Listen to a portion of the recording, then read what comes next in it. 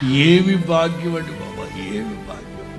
దేవుని మందిరానికి ఎదురుగా మనం ఇల్లు కట్టుకుంటే ఎంత ఆశీర్వాదమో తెలుసా. కొంతమందికి దొంగ సచ్చిన వాళ్ళకి తెలిసాక అయ్యారు ఈ దేవుని మందిరం నీడ పడకూడదంటగా. ఏ అంటే శాస్త్రాలు చెప్తున్నాయి. ఏ శాస్త్రం? పనికి మాలోడ. అసలు దేవుని మందిరం నీడబడితే ఆశీర్వాదం, దేవుని మందిరానికి ఎదురుగుంటే ఆశీర్వాదం.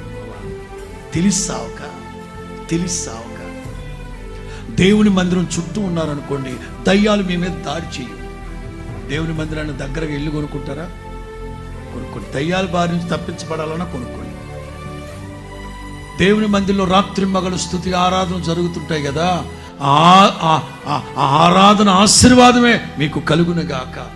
నేనంటాను, దేవునికి సంబంధించిన ఏదైనా సరే మన మీద పడితే అది ఆశీర్వాదం.